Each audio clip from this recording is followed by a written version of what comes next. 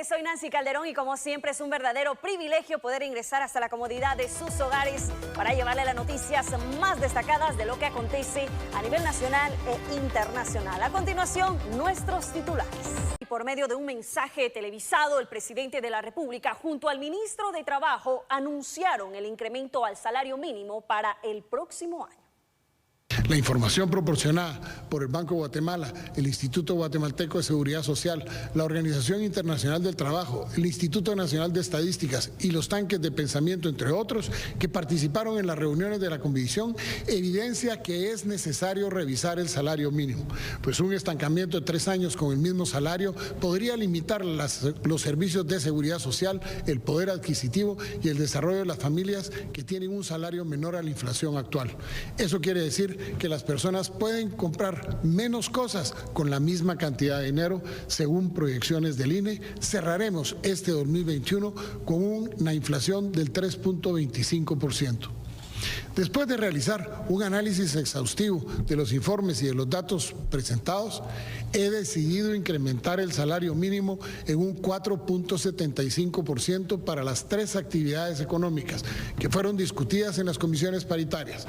Los salarios mínimos que deberán regir a partir del 1 de enero del año 2022, entonces quedan de la siguiente manera: 94 quetzales con 44 centavos diarios para actividades agrícolas, 97 quetzales con 29 centavos diarios para las actividades no agrícolas y 88 quetzales con 91 centavos diarios para la actividad exportadora y de maquila, que calculados por hora se pagaría la parte proporcional que corresponde dependiendo de la jornada de trabajo en la que se elabore.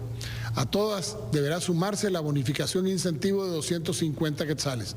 De nada sirve fijar un salario mínimo si este no se paga. En ningún caso los trabajadores podrán tener un salario menor al fijado. Por eso quiero enfatizar que mi apoyo a la Inspección General de Trabajo continuará para que se hagan efectivos los mecanismos de verificación del cumplimiento del pago del salario mínimo, particularmente en aquellos sectores en donde se ha identificado una tendencia de incumplimiento.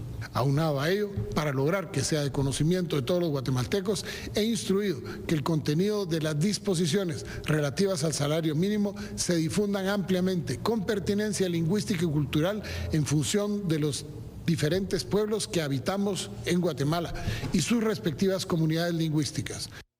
Ahí está el mensaje entonces en torno al incremento del salario mínimo. Y ahora escuche muy bien porque fue impresionante la forma en que un hombre fue electrocutado en el departamento de Escuintla. Usted no lo va a creer, pero tenemos imágenes de impacto. Volvemos enseguida.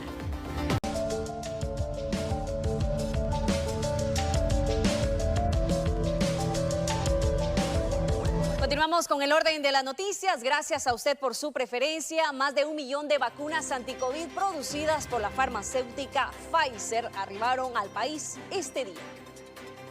Guatemala recibió este 16 de diciembre 1.350.000 vacunas de Pfizer, las cuales fueron adquiridas por medio del mecanismo COVAX, según las autoridades. Con estos, se cierra el ciclo de recepción de vacunas para el 2021. Estamos finalizando con el ingreso de este lote de vacuna Pfizer. Únicamente estaba pendiente el 1.350.000. Ya ingresó AstraZeneca, como bien ustedes pudieron observar el día lunes, con 523.600 dosis. Y también Moderna, que entró los últimos 2 millones de los 4 millones que estaba programado para este año. Estamos cerrando así el 2021 en espera de ingresos para el 2022. El lote será utilizado en niños y adolescentes de entre 12 y 17 años y mujeres embarazadas. Con esta compra, Guatemala contabiliza 19.464.420 vacunas de distintas casas farmacéuticas que han llegado al territorio guatemalteco. Es importante que el país continúe realizando la vacunación regular para las madres embarazadas, los niños, las niñas. No hacerlo significa colocar a la población infantil en riesgo y retroceder en los avances que se han logrado las últimas décadas. Más grave aún, se podría poner en peligro la erradicación de enfermedades como la poliomielitis o la rubeola. Hasta el momento, se ha suministrado 10.734.808 de vacunas en el país, lo que acerca a Guatemala al compromiso de los países con la Organización Mundial de la Salud de alcanzar el 40% de la población vacunada contra el COVID-19 antes que finalice el 2021. Es una vacuna que se puede amanecer entre 2 y 8 grados durante 30 días y entonces para ir a lugares rurales es una vacuna muy adecuada.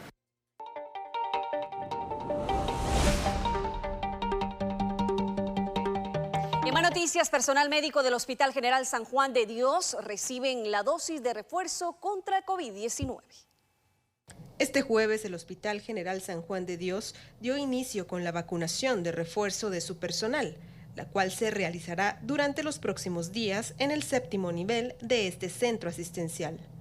Un total de 3.494 trabajadores de la institución serán inmunizados, informó Gerardo Hernández, director ejecutivo, quien amplió detalles del proceso que implementarán. En los estudios que ha habido últimamente, sabemos de que después de los 6 meses, pues esa protección de la vacuna, pues en algunos se ha evidenciado que ha ido disminuyendo, y pues la CDC ha aceptado una tercera dosis de refuerzo para colocarla, y pues en Guatemala empieza lo que es el personal de primera línea, y nosotros pues a mucho orgullo podemos informar que a partir del día de hoy, esfuerzo en equipo del personal de lo que son los subdirectores, hemos logrado empezar a colocar a todo nuestro personal la vacuna Moderna. Es importante resaltar que estamos, a pesar de que no fuimos de los primeros que empezaron a colocarse la vacuna, hemos logrado, con base a la gestión que hemos hecho, tener la vacuna Moderna para todo nuestro personal. Los estudios, nosotros nuestra mayoría de personal tiene la vacuna AstraZeneca, ya que la vacuna Moderna que vino en la primera donación el año pasado, esa vacuna tenía únicamente para lo que estaba en primera línea, el personal de primera línea, y luego los demás fuimos vacunados con AstraZeneca. En los estudios sabemos de que los que fuimos vacunados con AstraZeneca, el mejor refuerzo es colocar una vacuna con ARN mensajero. De entre ellos tenemos lo que es la vacuna Moderna, y pues logramos esa mejor combinación para que nuestro personal esté lo mejor protegido posible. El proceso de vacunación se dividirá en 2 fases. La primera, que dio inicio este 16 de diciembre y culminará el próximo 22, y la segunda, que empezará el 2 de enero de 2022 para culminarla el 5 de ese mismo mes. El Ministerio de Salud autorizó abrir los frascos donde se resguardan las dosis de vacunas contra COVID-19, aunque estas no se utilice el total de su contenido.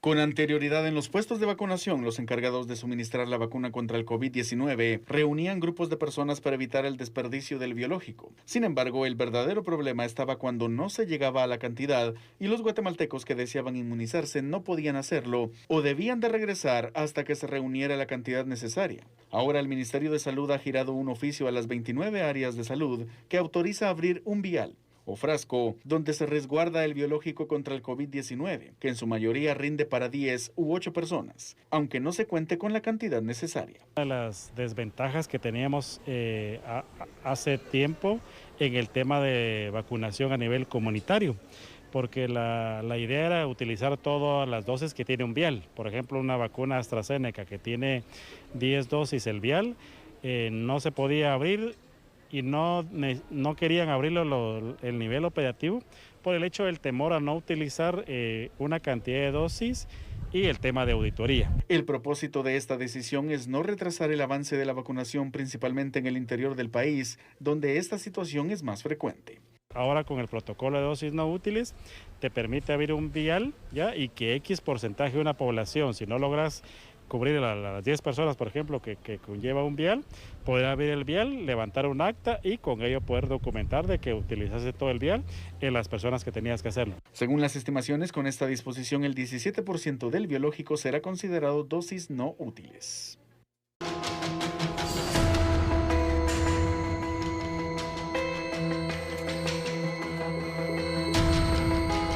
Tenemos más información. 6 personas de la tercera edad han sido abandonadas en lo que va del año en el Hospital Roosevelt. Acá tenemos detalles con respecto a este tema, pero ¿sabe usted cuál es el procedimiento para que sean trasladados a una casa hogar? Acá se lo contamos. Algunos adultos son abandonados por sus familiares en el Hospital Roosevelt, muchos de ellos se encuentran conscientes y otros pierden la memoria. Por esta razón, el Departamento de Trabajo Social realiza una investigación antes de trasladarlos a un asilo. El abordaje se hace de 2 maneras.